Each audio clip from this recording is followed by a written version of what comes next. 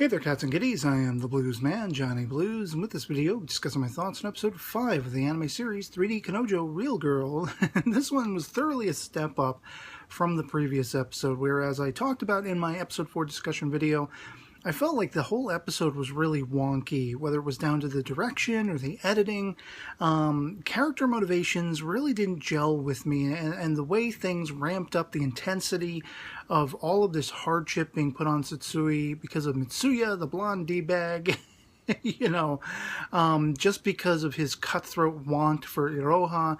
It just was like all over the place to me. And I had said by the end of that video, I hope the next episode is a step up. And it was thoroughly. Episode 5 was definitely a step up. It still had aspects to it that felt a little bit too quickly resolved, or maybe unresolved, not satisfyingly resolved, at least as far as, Satsui and Mitsuya went.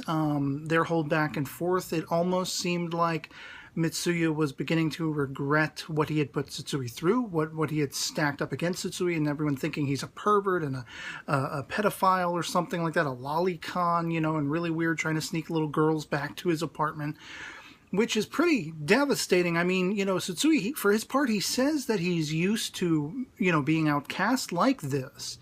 But, this was somewhat in the extreme, I think. And even he himself in this episode says what I started my episode 4 discussion video off with, is that, wow, that escalated quickly. They're putting pervert signs on his back, a la, the kick me signs from the 1950s. They're throwing produce at him in the school hallway, including hard-boiled eggs, which he then makes a lunch of, an impromptu lunch of, when he goes off by his lonesome.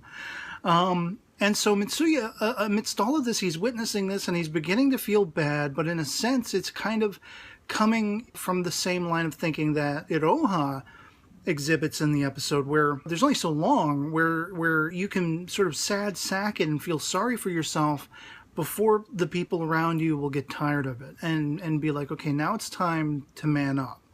Now, as somebody like myself who goes through social anxieties and things like that, I know it is not so easy as the flipping on or off of a switch to sometimes get past those emotions, those conflictual things internally, whether it be, self-consciousness, whether it be a poor estimation of yourself, hating on yourself, anxieties in trying to communicate and talk with other people, hence the term social anxiety, being social with other people.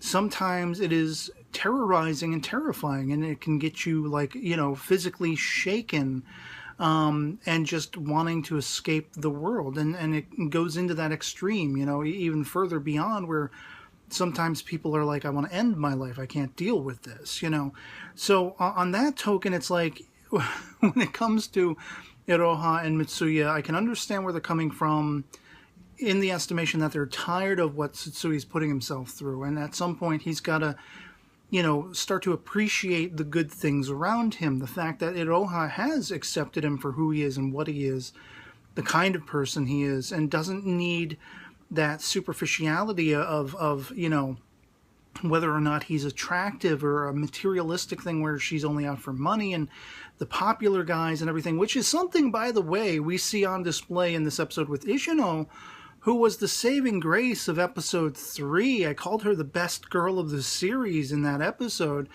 And for all of that depth and that awakening and that growth and that evolution of her character in that episode, she's back to just sort of being a comedic, throwaway character in a sense. She is very materialistic. She is very superficial, in that as soon as she's introduced to Mitsuya finally, flips on his side, flips on his ear, and decides to set the record straight, going to Satsui's mother and little brother, bringing his little sister along. Iroha is there as well, and sort of coming clean to all of this, as well as Ishino later, which is where she just, explodes with joy and ecstasy at meeting Mitsuya, wanting to exchange phone numbers, wanting to date him, and everything like that. That very materialistic superficiality of her character that is a thorough regression, as far as I'm concerned. But that whole aspect of Mitsuya going to Satsui's, mother and brother and explaining himself just kind of felt like it was out of nowhere. I mean, one scene earlier, Satsui is eating a hard-boiled egg that was thrown at him by his lonesome, and Mitsuya comes up to him and is challenging him from his perspective, again, somewhat being an extension of where Iroha's coming from, to say, well, stand up for yourself. You know, don't let these people spread these rumors about you that you know well and truly are untrue or uncalled for and everything like that. And why aren't you, why are you just taking it? Why are you taking it lying down and not having any courage, any confidence in setting the record straight, or at least attempting to? And to some degree, Tsutsui kind of passes the buck once again, saying, well, I'm so used to this anyway. And but there are other aspects of my life that I prefer to focus on where I'm happy. The fact that Iroha and Ito, my best friend, they both accept me for who I am. They don't need this very sort of cursory, faux bravado. They don't need me to be super attractive. They don't need, they're happy with me for who I am, and that brings me joy. It's the first time I've ever experienced that. So why mess with the other stuff? And to some degree, okay, it makes a certain kind of sense to me, leave it be, whatever like that. But it seems like this whole aspect with Tsutsui, it seems like it's not going away.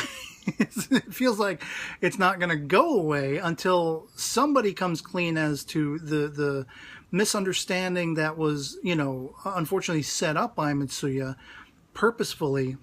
I mean, they're even leaving flowers on his desk at one point, sort of honoring his absence, honoring his pseudo-death. Like, hopefully life will be better for him in the afterlife. And like, it's obviously something that's not going to go away right away. And I'm glad for Tsutsui that he has found happiness amidst all of this, but it's like, come on, dude. For all of the anxieties, for all of he doesn't seem like he's anxietized. That's the thing. He seems like he's complacent. He's used to where he has gotten at this point in his life, and it's just not enough. The saving grace, let me put it to you this way. Brass tacks, the saving grace of this episode was the debut of Ayado, who is best girl. Where I had proclaimed Ishino to be best girl in episode 3. She was for episode 3, but she's now regressed backward, wholly, fully, and everything like that. She's no longer best girl. And I would say, you could make the argument that, well, Iroha is in how much she supports, Tsutsui and her love for him. I mean, she actually comes out and says, I love you, like twice in this episode. I love who you are. I love the kind of person you are. And that, that kind of support, that love and support is so heartwarming to me. And that was one of the best aspects of this episode, when she sort of embraces Tsutsui from behind in his bedroom. And of course, then they're interrupted for comedic purposes by his little brother just before they lip lock, just before they share a kiss. And then, of course, later she invites Tsutsui out to a festival, and he's having the time of his life. And she's just joyous at his joy, at his being able to let his hair down and be happy.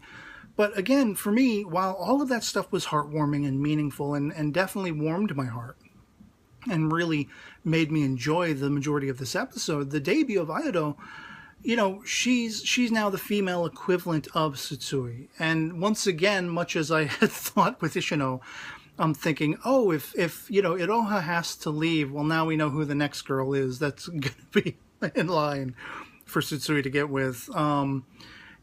She's an otaku girl. She was really excited finding his anime magazine and wanting to talk all about anime because she's alone in the world.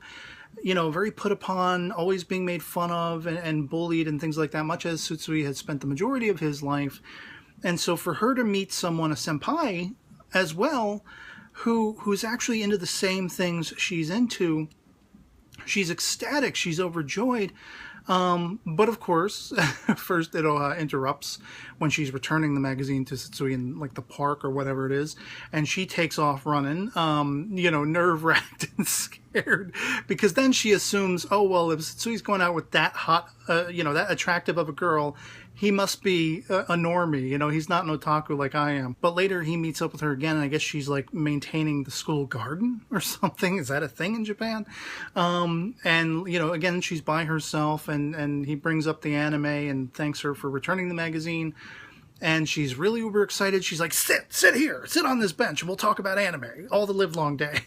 You know, and of course he's worried about Iroha. This comes after the festival, so she's already, you know, sort of broken ties with him temporarily because of his sad sacking, which she's growing utmost tired of, especially with how much she is trying to express that she, you know, loves him and you know, cares for him for who he is, not his geeky side or you know, those superficial aspects, you know, all that stuff. And I love in the end when Satsui is, you know, he's almost about to give up looking for Iroha, but, you know, he overhears a couple of jerk faces, jackanapes, being really objectifying to, you know, Ayato behind her back about, oh, the only thing that's, you know, worth anything with her is her body. You know, she's a dumb nuts, she's a moron, she's a geek, she's a nerd, whatever like that. The only thing good about her, put a bag over her head, and, you know, it's just the body, it's just her physique and everything. That's her only worth.